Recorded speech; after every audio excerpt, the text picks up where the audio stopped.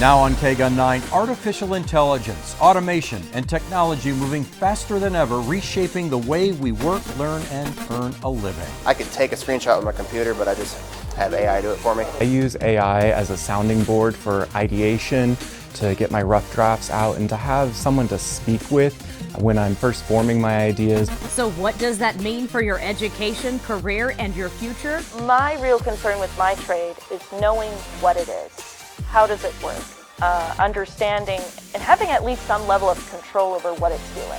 In the next hour, we are taking an in-depth look across southern Arizona, getting real answers on how AI is evolving in our lives. And how change can also mean opportunity. A lot of what we're doing at this point is getting students to the point where they can take advantage of these AI services. Thank you for joining us for this KGUN 9 special presentation of AI Jobs of the Future. I'm Pat Paris. I'm Conchetta Callahan. During this hour, you will hear real answers and local insight into how artificial intelligence is not just transforming some industries, but reshaping traditional thinking towards education and even creating new possibilities. Yeah, we start with the overall drive to keep people connected through data centers. We've told you how there are plans to build these campuses around Arizona, including the controversial Project Blue here in Pima County. KGUN 9's Craig Smith looks into the data center boom and whether it is creating jobs for our neighborhoods. For anything from AI to make it into your computer or into your phone, it has to sort through oceans of data stored in gigantic data centers that use lots and lots of electricity and often use a lot of water for cooling. But there's a real question of whether there are enough of these data centers or whether more need to be built. And is there a boom in data center construction that's really a bubble about to burst? So since this is about AI and all, we asked AI, GPT-5 to be precise. It said, this feels closer to a speculative boom with strong fundamentals than a pure asset bubble. But risk comes from mismatches in timing. If AI monetization and adoption take longer than expected, valuations could correct sharply, especially for smaller or highly leveraged players. So AI is basically hedging here. Well, we wanted to hear from a human. He's David Ebert. He leads AI initiatives at the University of Arizona and says 98% of the data space that exists is already leased, and demand for data centers is growing faster than supply. So we will have this gap there for a while, at least the next 5 to 10 years. So I do not see any problem over the next 5 to 10 years in the build out of these data centers. Investors and their human emotions can think their way into or out of a bubble. A survey by the Motley Fool Investors site found 41% of investors think there's already a bubble in AI stock, but 26% think AI stock values are sustainable. In the U.S., data centers are thickest near Washington, D.C., where the federal government and defense contractors drive demand. Good power and water supplies also encourage centers there. David Ebert says desert areas like Arizona came late to the data center boom, but there's more to picking a location than the supply of land, power, and water for cooling. Closeness counts because it matters to computers if it takes a few more nanoseconds for data to move back and forth. We're talking about real-time forecasting, predicting, what's going on with traffic, mission control, real-time imaging for medicine. You really need that capacity here. And as you're deploying more advanced technology, it enables, if it's local, to allow you to innovate and accelerate the deployment in that. So that's why you're pretty much seeing it come to every metropolitan area. Ebert does not think big box data centers will go obsolete and sit empty. He expects the equipment inside to get upgraded again and again. One solution could be to put data centers in space. U of A is working on that, but Ebert says transmission lag from orbit means a data center in space would only work well for certain types of AI projects. There are certain workloads where the majority of the data sits there and you don't need that. Getting a second delay to transmit something is not a problem. There are other ones that are much more time critical, and especially if you're thinking of cases where it's a large amount of compute and not a lot of data transfer, it's a perfect solution. Craig Smith, KGUN 9. With the rise and use of artificial intelligence, Arizona has taken steps on the state level to make sure these tools help our neighborhoods and everyday life. Just last year, Governor Katie Hobbs formed the AI Steering Committee to help shape AI policies and keep safety first. Back in March of 2024, the Arizona Department of Administration also stepped up the state's AI policy and use procedures to keep up with all the advancements. While protections are in place and growing, there is still fear surrounding AI and the future. A study using Google Trends from June 2024 to 2025 shows Arizona is 10th in the country with high anxiety over artificial intelligence and its impact on people's jobs. Looking closer in Arizona, a 2023 study from research agency Chamber of Commerce found Phoenix is number 7 in the top 10 list of cities with the most potential job losses because of AI. Data found about 312,000 jobs in Phoenix were considered at risk at the time, which is about 14% of the city's total workforce. Here in southern Arizona, there are industries embracing the change and finding the new opportunities that help speed up processes and cut down delays. KGUN 9's Vanessa Congora spoke with AZ Construction and Renovation on how it's building the future and also giving customers a clear picture of their dream project before the first brick is laid. It may not look like it just yet, but with the help of AI, AZ Construction and Renovation will transform this empty lot into a coffee shop. AZ Construction and Renovation in the North Side uses AI to their advantage. After creating a sketch of the project, the design will then be put into an AI engine with a detailed prompt to make the image look more realistic. I do it with most of my clients so that they can envision it. And this is the early development. Of course, things change as it gets into production with them. All these walls are... Brian Schuyler is the Senior Project Director. He showed me examples of a home they are currently working on and how AI enhances the view. So this is the interior with their windows, but we're showing them, see how it rendered everything? Yep. Looks a little more photorealistic. This was like 10 seconds ran through there. The company has been using AI for about a year, and in the last 6 months, AI had a role in over 20 projects. It's really helped us put together estimates, safety protocols, and provide clients a better rendition of the product they're going to get at the very end of the job. They say AI is to be used as a tool, not to replace anyone. It's shrinking down workflows, and moving forward, we expect this to continue to make our company and our industry more efficient. The company also uses AI to move around employees where they are needed. So a subcontractor canceling at the last minute, or a worker not showing up, or a homeowner canceling the job at the very last minute. It has the ability to monitor a schedule and determine the workers that are no longer being utilized and where they could best be utilized. The owner, Jeffrey Wagner, emphasizes when they use AI, everything is triple checked. Pricing metrics. There's a lot of pricing metrics that need to be updated on a consistent basis. But overall, he says he's excited where this is headed. Reporting in the North Side on Fort Lowell and Park, Vanessa Gongora, KGUN 9. And it will apply. Another field seeing the growing influence of AI is the area of trade jobs across the country. Yeah, KGUN 9's JJ McKinney visiting Pima Community College's Aviation Center to learn from students and professors how AI is transforming the future of airplanes and major machines. Trade students here at PCC are learning how AI will help them build tech in airplanes like these so that their skills will take off into the future. But before they work on airplanes and major machines, they need to learn the basics here in class. Students like Richard Larrabee here learn equations and skills needed to grow in the trades. I looked at aerospace and A&P as an option, and I was like, you know what? Seems like a really good field to go into. But with equations this complex, he says he needs help from time to time. That's where AI comes in. It's just a great tool, but at the same time, it's like you could put this in your notes and then study it for like tests and other things. So Richard walked me through how he uses it. I could take a screenshot with my computer, but I just have AI do it for me. He takes a screenshot, downloads it, and puts it into the AI. Click on Google, or any other AI for that matter. Click here. And just like that, problem solved. He's guided by PCC Aviation Technology Professor and AI veteran Neil Bungard. I create labs for my students And I have an AI beside me the whole time I'm doing that. He says AI can act as one big textbook for trade workers. You, as a tradesman, you don't have to carry a library of books around with you. You can just access the information through your AI. Bungard says that AI can help trade workers in more ways than just a search engine. There are trades that are very dangerous. Take nuclear, for instance. There are places in a nuclear plant that you do not want humans in. That's probably one of the things that most of the individuals in the industry are talking about being one of the greatest benefits, is using these robots in situations where human beings are at risk.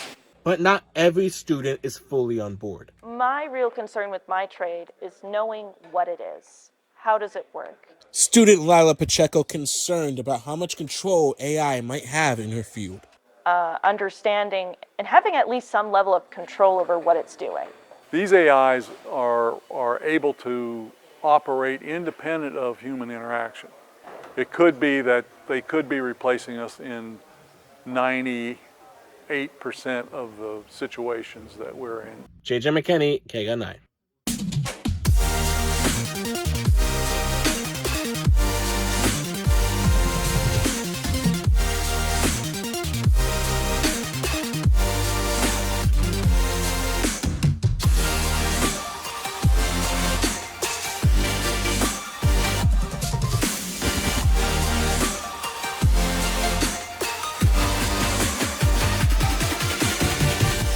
From the skies to the roads, we've seen an evolution in technology to where now cities like Phoenix have options for people to use driverless cars to get from point A to point B. While Southern Arizona has no plans as of now to offer autonomous rideshare options, KGUN 9's Madison Thomas shares more on the industry shift and what it means for people who make a living from driving.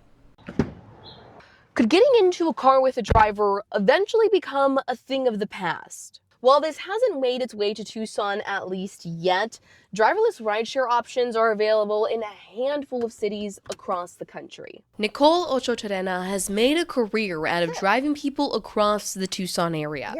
To her passengers, specifically U of A students, she's known as Mama Bear, a nickname given to her years ago after making sure a student made it in her home safely. I love this job, and this isn't a job to me. This is taking from point A to point B, my family, no matter who gets in my car. But now, throughout the country, and even here in Arizona, a driver isn't needed when you have an app like this.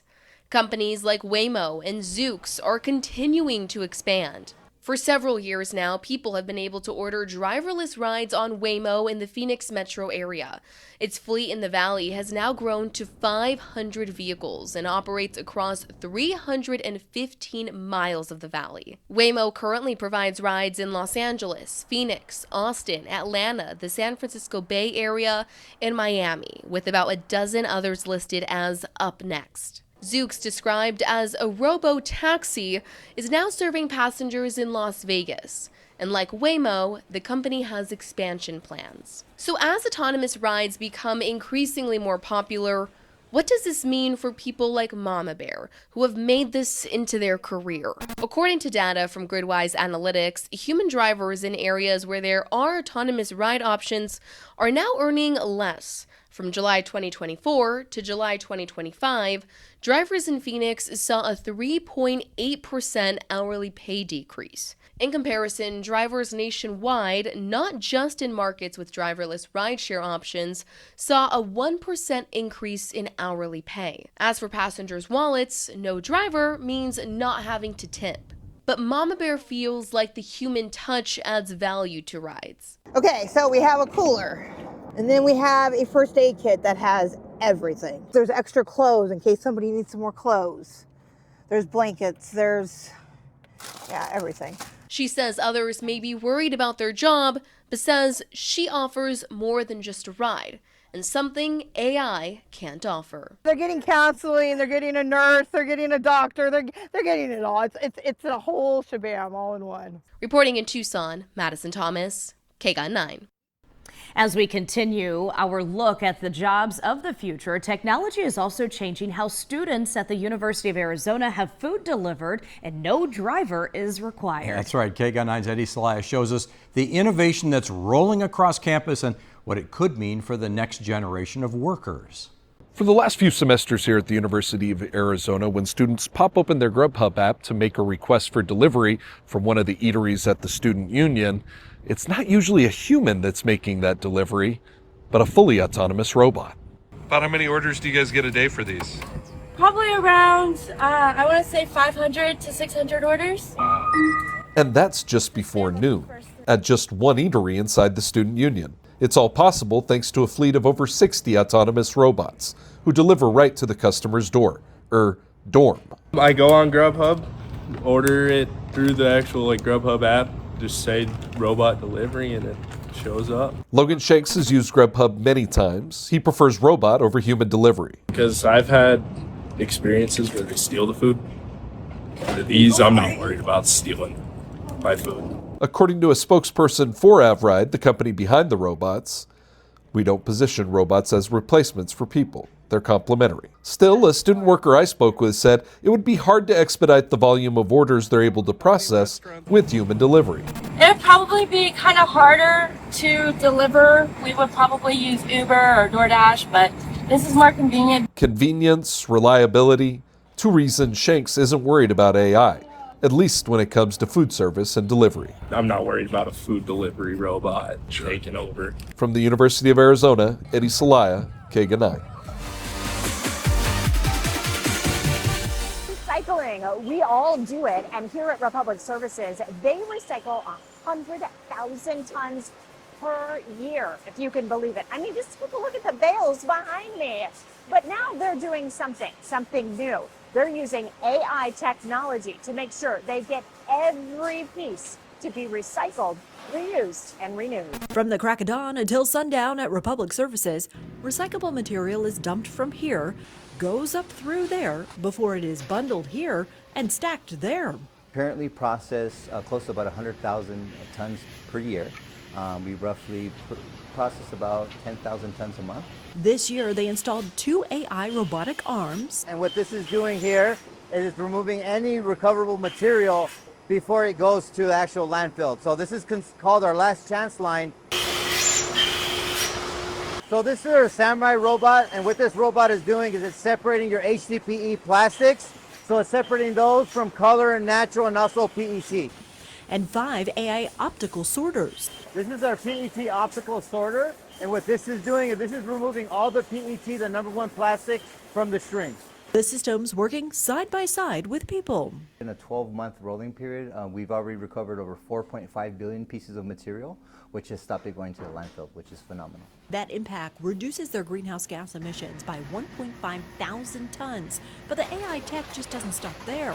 They also place it on all of their forklifts to help the drivers. Alerts the driver with a beep, or it also has the option to put the equipment into limp mode, which helps the driver navigate through any fixed objects or pedestrians that are in the way. Over the next year, Republic Services plans to add 13 more AI systems to their facilities to continue to help create a more sustainable environment. Ashley DiMartino.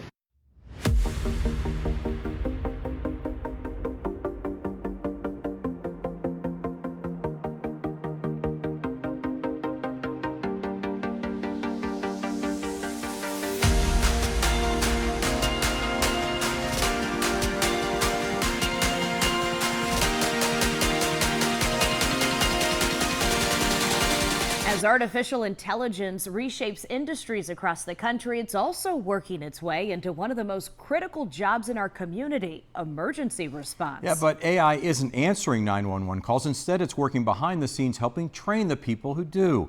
KGUN 9's Kenny Dar takes us inside and shows us how technology isn't replacing every job, but transforming how it's done.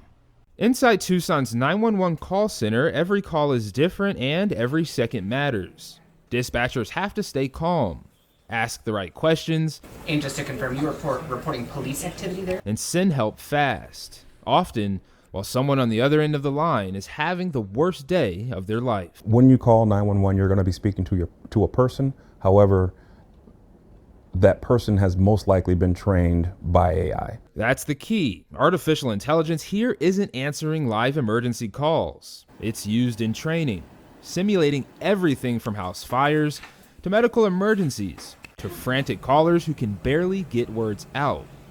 Training supervisors say the goal is simple: prepare dispatchers for pressure before it's real. We track areas where they're doing really well and the areas of improvement. So with the AI tools, we can be able to tailor it as much as difficulty as we need to be. New hires spend weeks working through simulated calls, building muscle memory, learning how to multitask, and practicing how to stay steady when emotions run high. I had a chance to use the same AI software, and even knowing those calls weren't real, the pressure builds quickly. Can you please provide me the address? Hold on, I can't hear you. Everyone's talking at once. For trainee Marcela Rodriguez, who's just 9 weeks into a 23-week program, that practice makes a difference. I did not expect us to be quite as integrated with AI as we were, but I was relieved to know that, oh, okay, so I get to hear a call, I get to do the multitasking. Supervisors stress AI is a tool. It can simulate stress. It can randomize emergencies. It can track performance, but it can't replace instinct or empathy. You can't lose that human touch. I don't see a scenario, at least not in the near future, where we will have any type of AI on the actual live phone calls. Reporting in Tucson, Kenny Dar, KGUN 9. Looking closer now at how artificial intelligence is playing a role in caring for patients. While it is not replacing doctors and nurses, it is a part of modern medicine. KGUN 9's Alex Dowd shows us how AI is changing the industry right here at home and what it means for those on the front lines of healthcare now and in the future. AI isn't finding tumors years before they develop or performing life-saving surgeries in the ER. At Tucson Medical Center, it's sitting in the corner of the exam room, listening and taking notes. I like to think of AI as a way that allows us to be our best selves as clinicians. Dr. Josh Lee says TMC brought artificial intelligence into their facilities around 2023, taking on 3 major roles: assistive, agentic, and analytic. A great example is the way we help our clinicians at the bedside. So I'm just going to set my phone over here. That's the assistive AI, summarizing conversations between a patient and a practitioner and charting the relevant information. It's been a huge help for practitioners like Natalie Norum. We have a lot of burnout in the medical world. We don't have enough nurses. We don't have enough doctors. And this is especially important in primary care. And especially important in the next few years. According to federal data, Arizona will likely face a shortage of primary care providers over the next decade. Having the technology assist me with it has just made my interactions with the patients better. She says her charting time was cut in half, while patient satisfaction scores soared. And the technology is only getting better. Its accuracy is improved like lightning speeds. TMC's agentic AI takes a more behind-the-curtain approach, so doctors can focus on care. We use that mostly right now in our revenue cycle space, where it'll go and do a number of processes like pull an authorization without a human having to do it. Finally, analytic AI is where Dr. Lee is expecting the most growth in the medical field. We try to save lives as fast as we can, and so AI helps us more rapidly identify those patients at the highest risk. This technology works with large data sets from many years or multiple hospitals. This year, TMC's trying a new analytic tool that pulls information from staff reports and patient characteristics to help shorten stays in the hospital. Every winter, we have an overfilled hospital, people in the emergency room who desperately need our care. And getting them through safely, efficiently, effectively is really top of mind to all of us. No matter how much the technology grows, he says human intelligence will remain in every AI interaction. I don't think anybody's coming for our jobs with an AI nurse practitioner robot, at least not now. From Tucson Medical Center, Alex Dowd, KGUN 9. Digging deeper into healthcare, Arizona is one of a handful of places where the VA is testing out technology to listen in during doctors' appointments. Donna Hill is the Director of Operations for AI and Emerging Technologies for Veteran Affairs. She says AI will allow doctors to focus more on the veteran. They're able to just have a conversation. And because they're not worried about all the administrative background that's going on, they're actually able to get more deeper into some of the details of the care for the veteran. The VA has contracted with a Bridge and Notex companies whose technology will listen in during a veteran's medical appointments.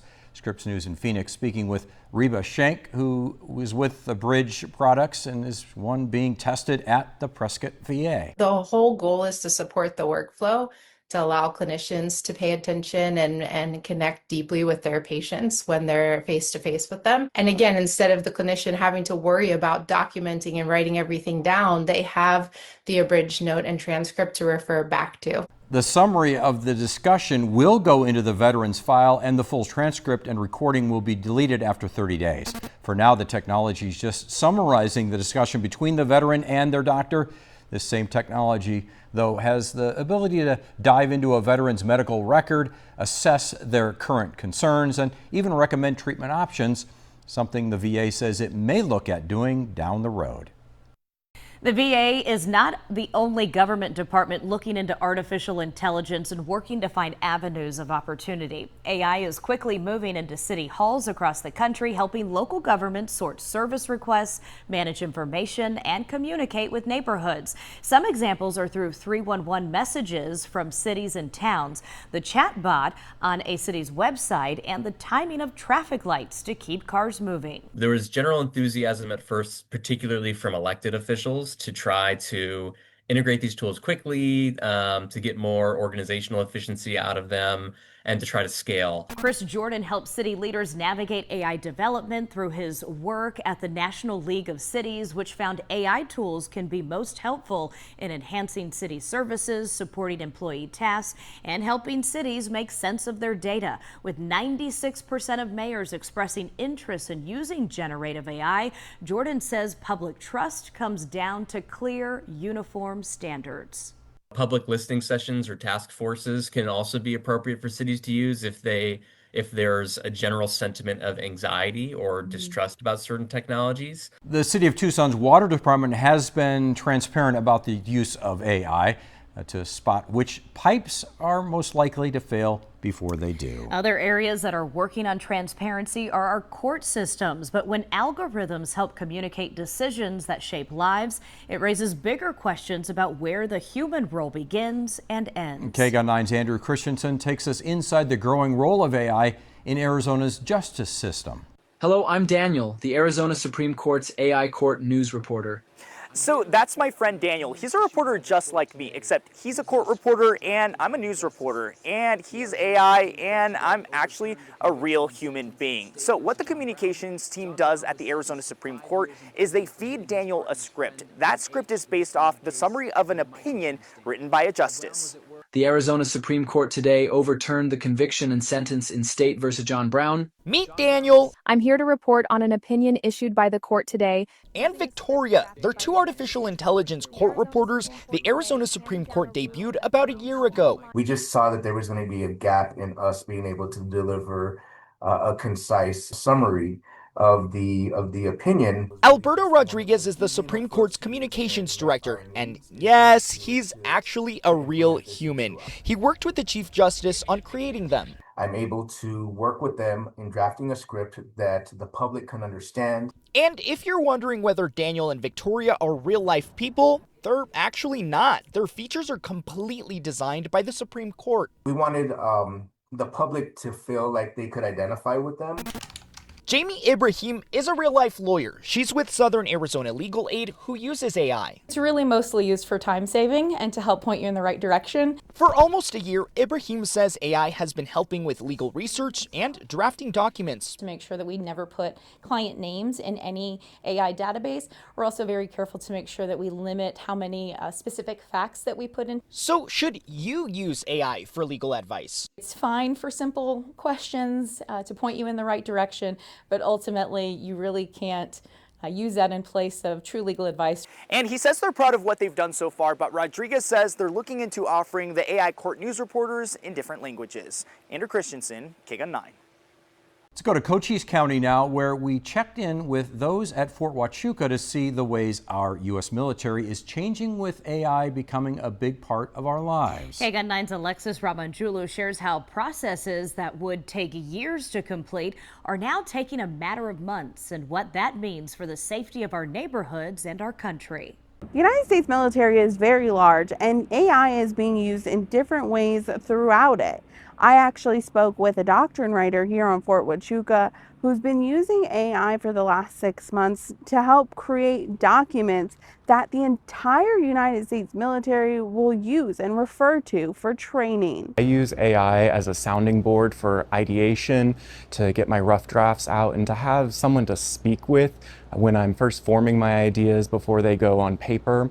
The use of AI is encouraged by top officials with the Department of War, not replacing the people using them.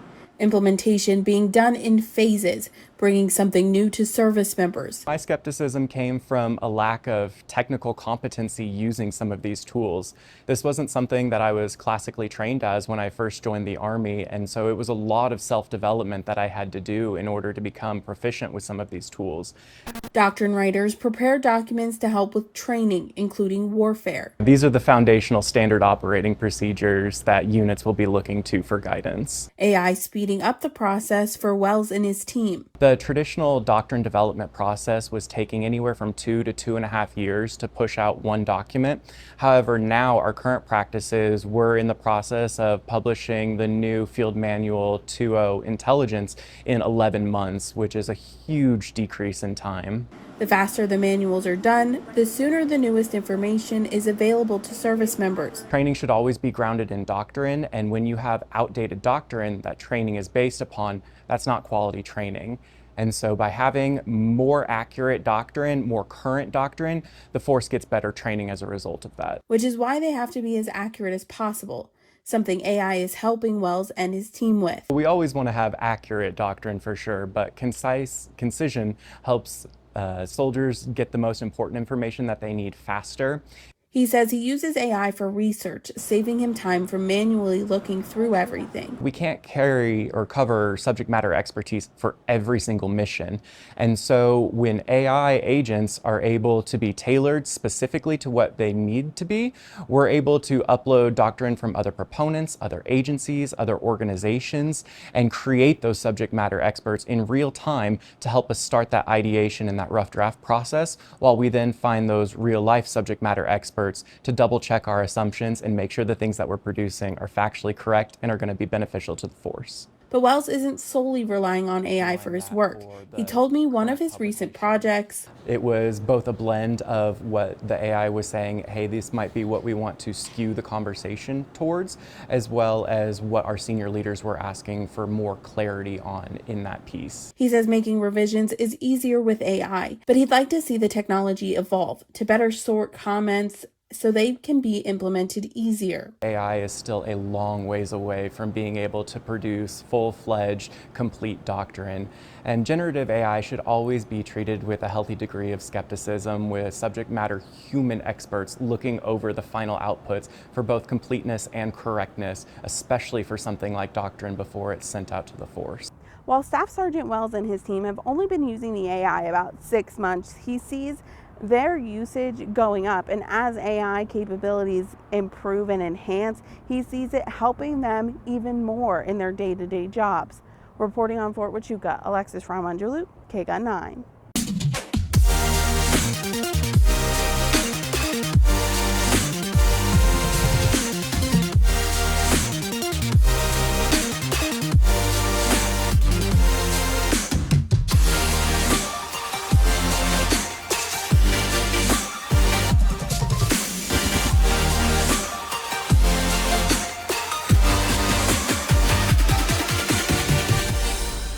When we talk about the jobs of the future, innovation and responsibility go hand in hand, and the University of Arizona is stepping up in both areas. The U of A created the Office of Responsible AI, a centralized effort to guide how artificial intelligence is taught, studied, and used across campus.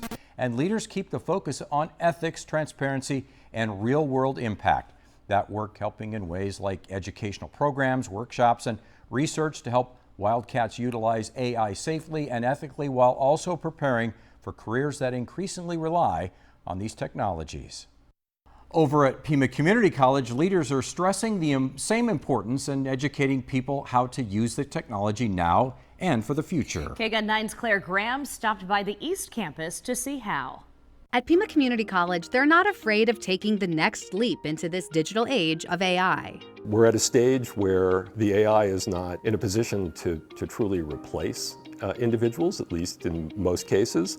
It's really a form of empowerment, but turning your back on it, I think, is unwise. I caught up with Roger Hurwitz, an instructor in computer information systems. He teaches programming classes and works AI right in, teaching students how to utilize it in their coding, but it goes beyond that.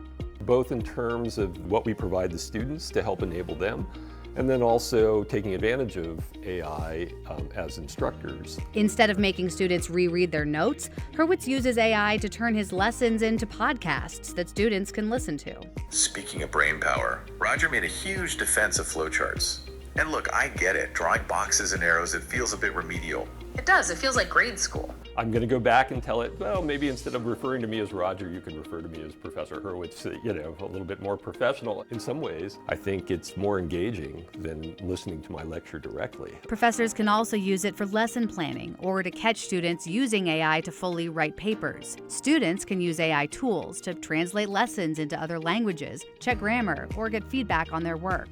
So as AI becomes more intertwined, Hurwitz says it's important to embrace it. I think it's essential, a completely different context, but I think this applies across the board. It isn't AI that's going to put radiologists out of business. It's radiologists who know how to use AI will put radiologists who don't know how to use AI out of business. That's why Pima now plans to start rolling out AI literacy classes and general AI instruction, so no matter what students are studying, they'll learn how to incorporate artificial intelligence. Whatever you're doing, AI is going to be a big part of it in some sense. So let's see if we can help you know what you need to know to take advantage of this rather than be taken advantage of. Claire Graham, KGUN 9. With artificial intelligence popping up more in the classroom on the college level, the same also is happening before students even earn their high school diplomas. KGUN 9's Athena Kehoe takes us to Pueblo High School, where a computer science class is at the center of AI work, preparing students for what's next.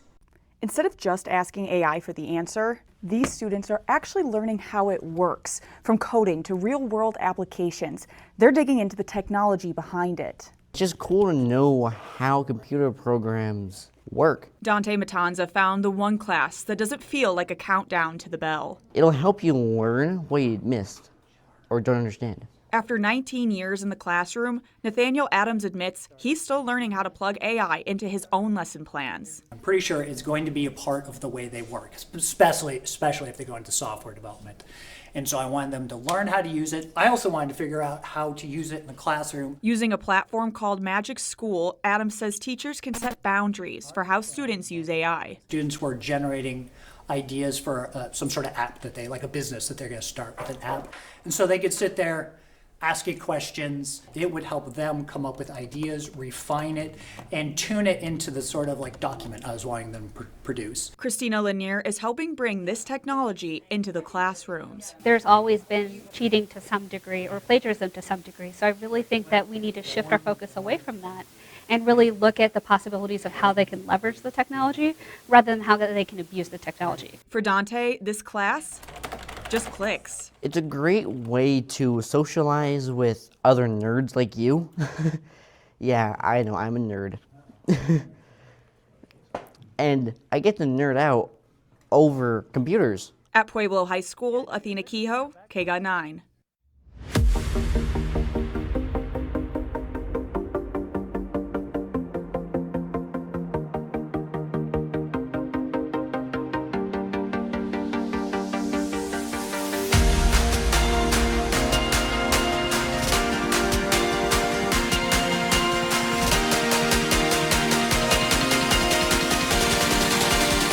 As we explore the jobs of the future, the rapid rise of artificial intelligence is bringing opportunity and serious questions about how it's being developed. Yeah, in fact, this year already, some of the top safety researchers at the world's most powerful AI companies have walked away from their jobs. That includes those from OpenAI and Anthropic, and they're not leaving quietly. At OpenAI, a former researcher resigned in a guest essay in the New York Times, warning the company could be repeating what she sees as Facebook's biggest mistake, building an advertising machine on top of deeply personal user data.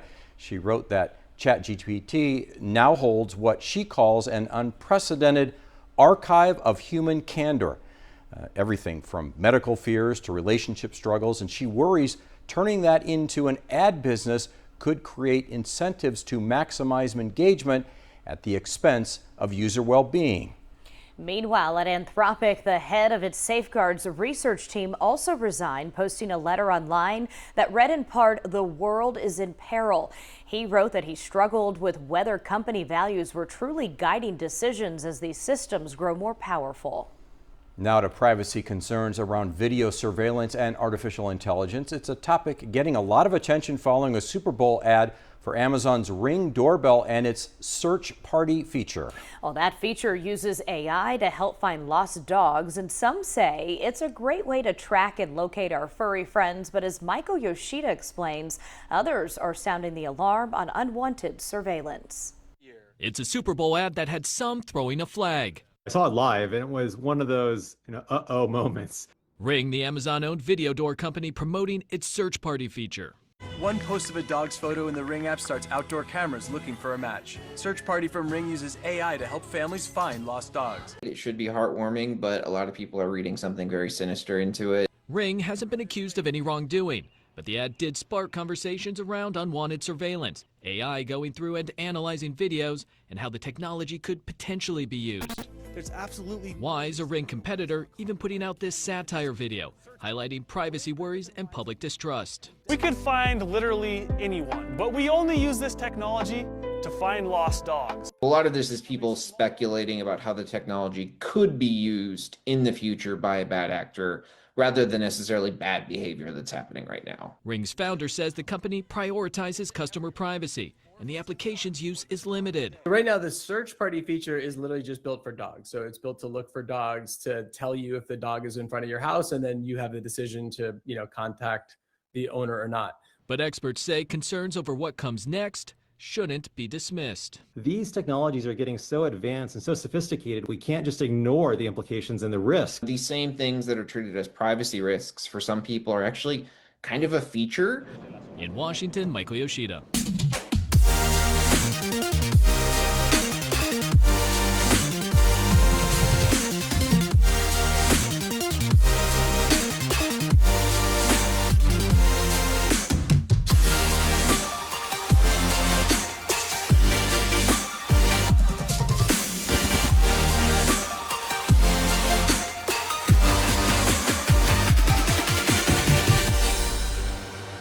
These days, everyone is exploring with AI, from kids to adults, even our seniors. How they're using it depends on what age group you're in. Well, what is for certain, it's changing the way we do things. Doctors and therapists told me all of this technology is having a profound effect on our mental health.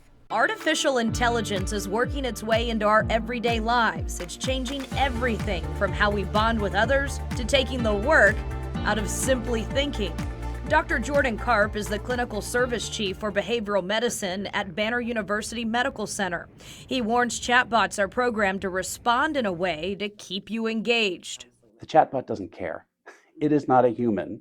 As I said, its interactions with the human are based on plausibility, not love or care or even facts all the time. In today's world, it seems technology consumes a lot of what we do. Dr. Karp tells me he is treating more patients for common psychiatric conditions like depression, anxiety, addiction, and insomnia. So many of these young people are just texting with their friends, on social media, scrolling late into the night. Therapy can help break these bad habits. Kate Kincaid is a legal therapist at Tucson Counseling Associates. It's changing the neurology even of our brains, just like how much people are dependent on these apps and social media too. She has been offering therapy for nearly 20 years. Kate tells me she really saw a jump in patients after the pandemic. We've seen just year after year an increase in people.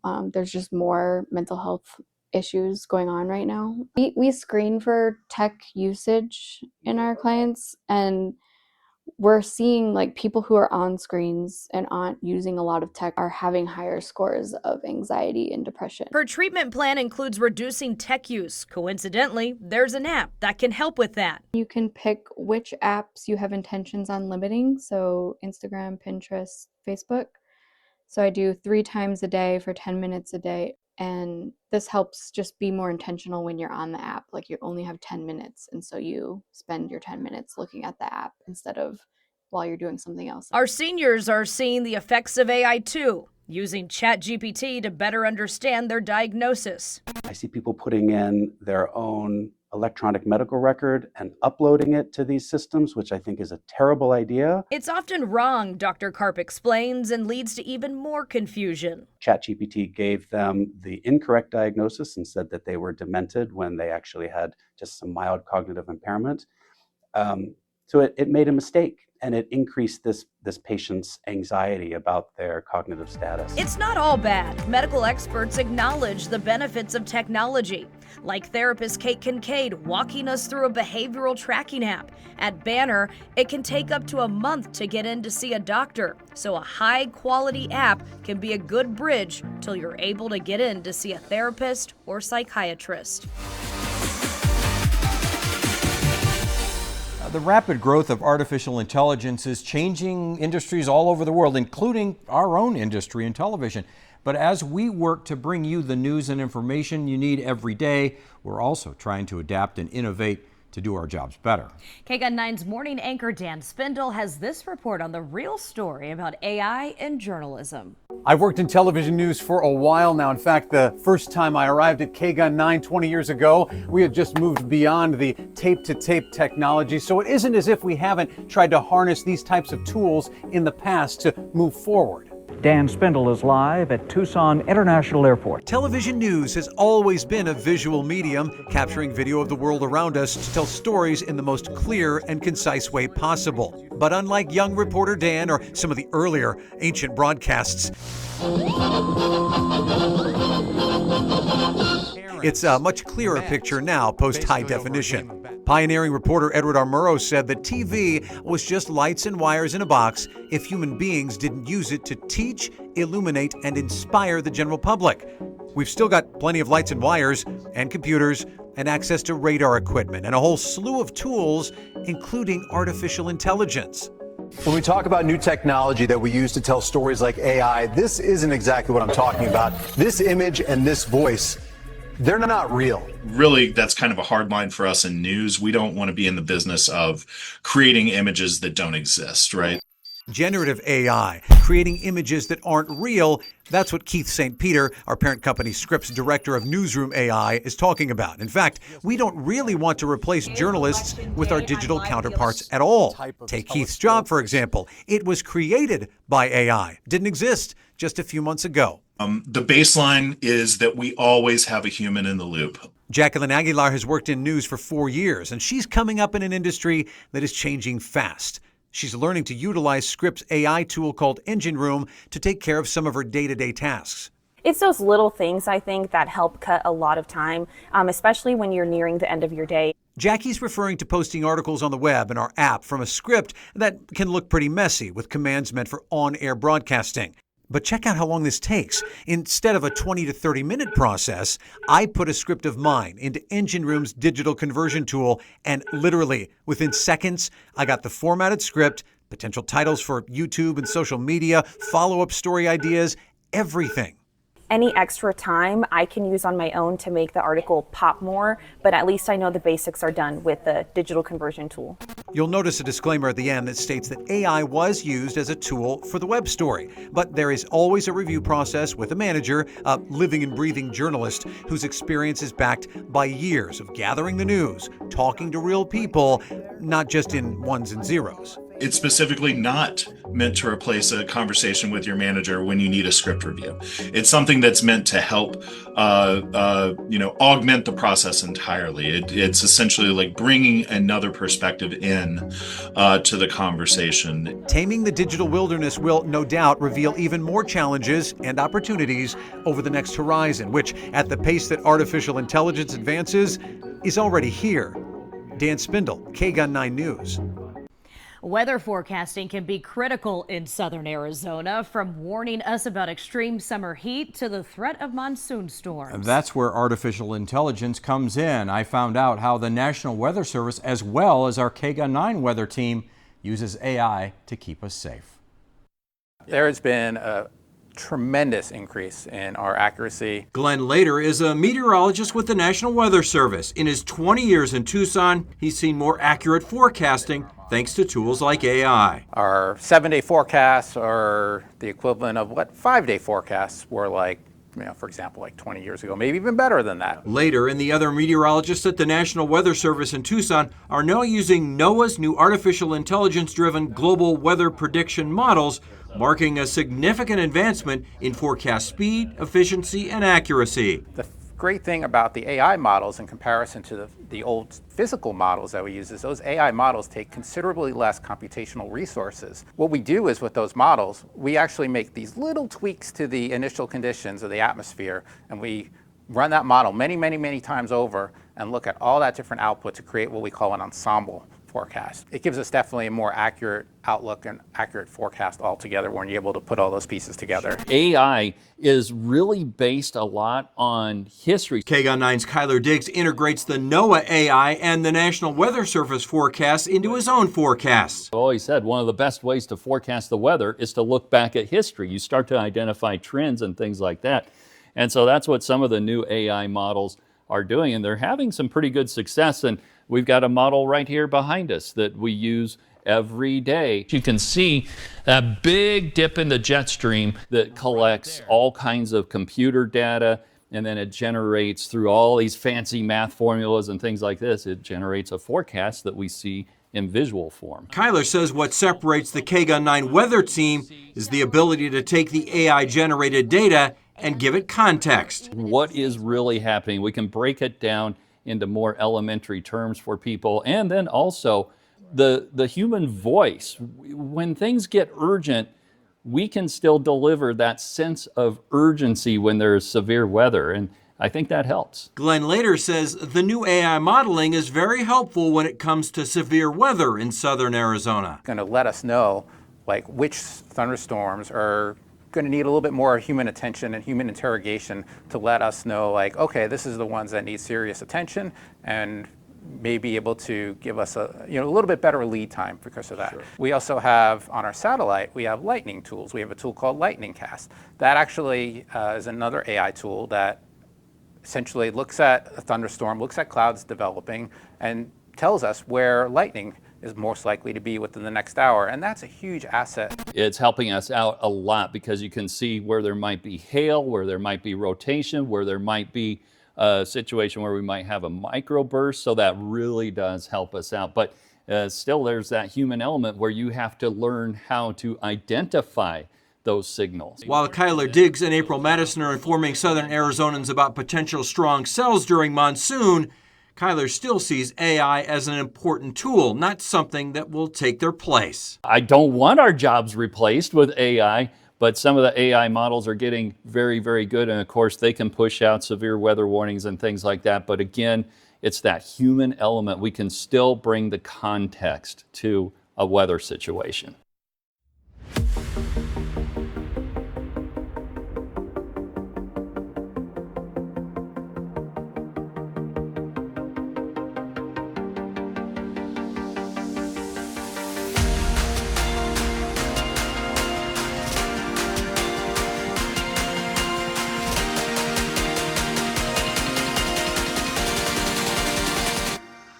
The future of work is already here, and Southern Arizona is helping build what comes next. Yeah, that's all for our KGUN 9 special presentation of AI Jobs of the Future. I'm Pat Paris. I'm Conchetta Callahan. We appreciate you watching.